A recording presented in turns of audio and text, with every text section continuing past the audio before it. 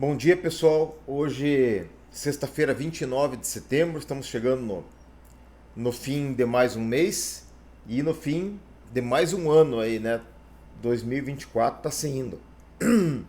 Naquele compromisso que nós temos aqui de cuidados com a saúde, vamos torcer que comece a chover mais regularmente e limpe o ar para eu poder começar a falar para vocês que eu vim a pé pro escritório de novo e tô correndinho, né? Mas hoje eu vou pra academia à tarde. Pelo menos alguma coisa vamos fazendo aí para cuidar da saúde. Coragem. Choveu à noite, deu uma refrescadinha, mas agora já tá um sol gostoso. Tomara que daqui a pouco não embace o horizonte com a fumaça. Bom, gente, ontem a gente deu uma estudada a respeito do comportamento do patrão com os empregados, tá? Hoje nós vamos falar um pouquinho a respeito do comportamento do empregado com o patrão. Como eu falei para vocês, quando eu falo empregado e patrão, estou falando num sentido genérico. Eu, por exemplo, sou advogado, então eu não tenho patrão, mas eu tenho meus clientes que me pagam. Então eu tenho que atender os meus clientes como se fossem meus patrões, né? Entenderam a ideia? Então vamos lá. Hoje nós vamos falar um pouquinho então de Lucas 19, do 9 ao 10, tá? Jesus fala assim: quando fizerdes tudo que vos for mandado, dizei assim: somos servos inúteis. Inúteis.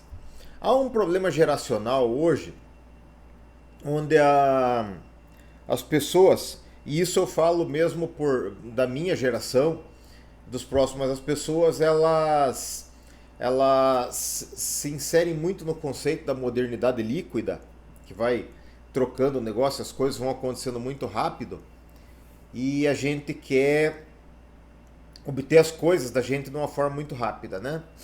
Então, hoje muita gente tem dificuldade de ser empregado, de ser um prestador de serviço e tal. Todo mundo quer ser servido dos outros, né?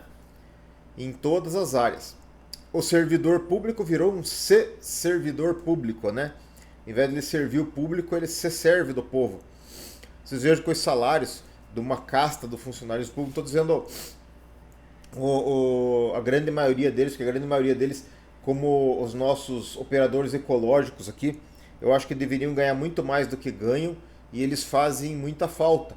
Porque se um deputado entrar em greve, se um juiz entrar em greve, um promotor entrar em greve, um procurador da Receita entrar em greve, nós nem ficamos sabendo se não contarem para nós. Agora, se o nosso operador ecológico não tirar o lixo na nossa casa, ele nos faz uma falta miserável. Se não tivermos encanador para arrumar um encanamento que entupiu em casa, ele nos faz uma falta miserável. E eu realmente sou um crítico muito ácido a respeito dessa valorização que a gente dá para certas categorias aí. Eu acho que isso é uma casta, porque ganha menos aquele que nos faz mais falta. O que vamos fazer? Mas então, muitos servidores públicos hoje de altos escalões não querem mais trabalhar. O pessoal do IBGE, por exemplo, não quer mais voltar para trabalhar no espaço físico, eles querem continuar no home office, né? As procuradorias e tal. Enfim, tá errado. Mas muitos que deveriam servir estão se servindo do povo hoje, tá? E isso não é correto. Quando a gente presta serviço para alguém, quando a gente tem uma missão para com alguém, a Bíblia nos fala assim que a gente tem que fazer aquele serviço como se fosse para Deus, tá? A gente tem que honrar o nosso empregador, o nosso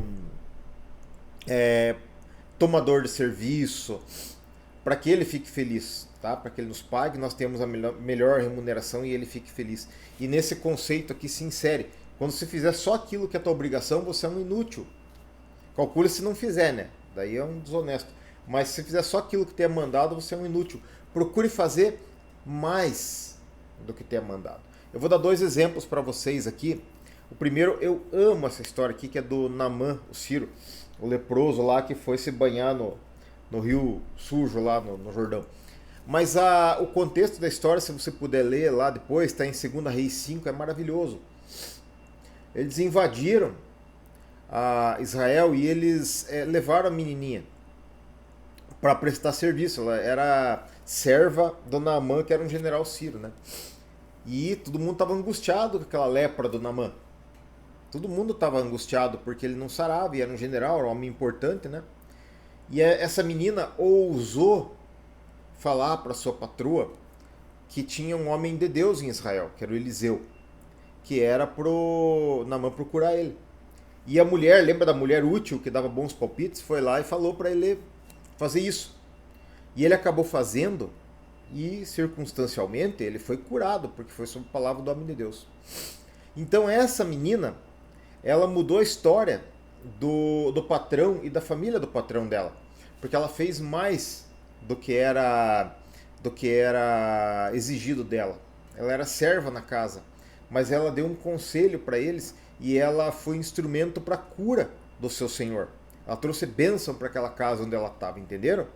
Ela foi bênção de Deus naquele lugar onde ela estava, que era um lugar completamente hostil, tá? De pessoas que não serviam ao Deus de Israel, mas que depois passaram a servir, por causa da conduta dessa menina.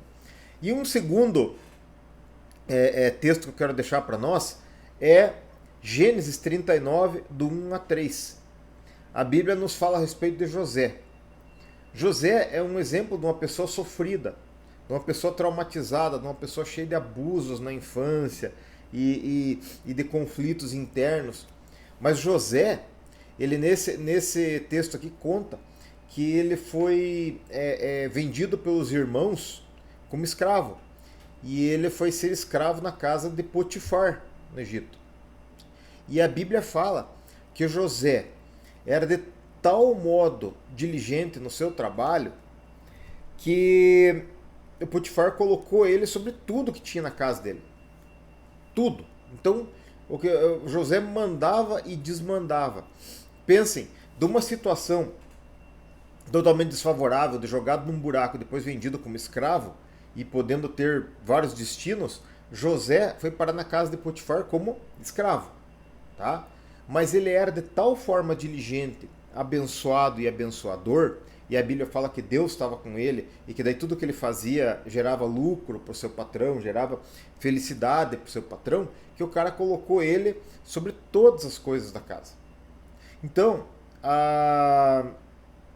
isso fala muito para nós, para como que a gente deve se comportar como empregados, como prestadores de serviço.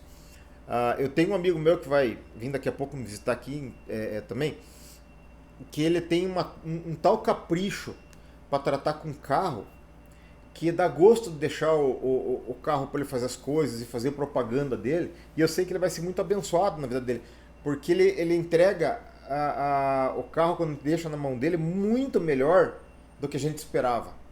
Eu tenho um outro rapaz também que lida com moto aqui, quando eu deixo fazer lá, ele entrega a moto, dá a impressão que a moto está cheirosa. E assim vai. Se você pegar e deixar uma roupa para lavar e essa roupa ficar melhor do que você esperava, se você contrata um serviço e ele fica melhor do que o esperado, você tem esse contentamento no teu coração. Então as pessoas que levam essas coisas para você, elas também merecem ter esse contentamento no coração.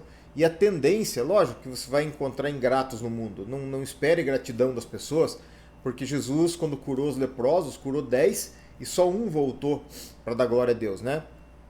Então, se for pela matemática de Jesus, 10% das pessoas vão ficar contentes. Mas se você tem um patrão, se você tem um tomador de serviço, se você tem alguém que te paga, tenha essa consciência aqui.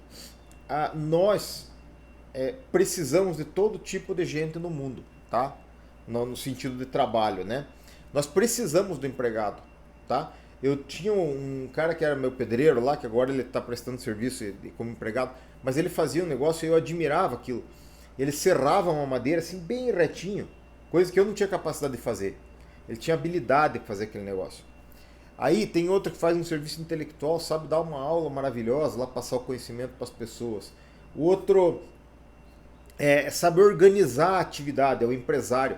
Ele sabe organizar as pessoas, os bens, os insumos e tal, os fatores de produção. O que acontece? Ele bota a mão no negócio, organiza o povo e a coisa anda, né? Então, gente, não é todo mundo que nasceu para ser empresário. Isso é uma mentira que conta, por isso que tem tanta gente que se mete a fazer as coisas e depois quebra. Porque o cara não nasceu para aquilo. vai querer fazer uma coisa muito grande e não sabe fazer. Me coloquem para plantar hoje numa fazenda boa lá, eu não vou saber fazer. Talvez aprenda, mas eu não vou saber fazer. Então, nós precisamos de todo tipo de gente, cada um no seu lugar. Se o seu lugar hoje é de prestador de serviço e é de empregado, não tenha o seu patrão, o empresário, o tomador como uma má pessoa, não. Ele é instrumento para Deus te abençoar, tá? E para te pagar. Se ele for bem, ele vai te pagar e você vai continuar prestando serviço. Se você prestar um bom serviço, o que vai acontecer? E ele for injusto com você, você vai conseguir um emprego melhor, você vai conseguir clientes melhores, tá? E vai conseguir ganhar melhor. Mas sempre faça um serviço com maior capricho, com a maior honestidade, com maior zelo, com maior bom gosto, como você fazendo para Deus, tá? E isso vai acarretar bênção na vida da pessoa para quem você está prestando serviço, e isso vai acarretar bênção para a tua vida futura, porque essa é uma semeadura que no devido tempo vai dar também o seu fruto. É por aí. Que Deus abençoe o seu dia e a sua casa.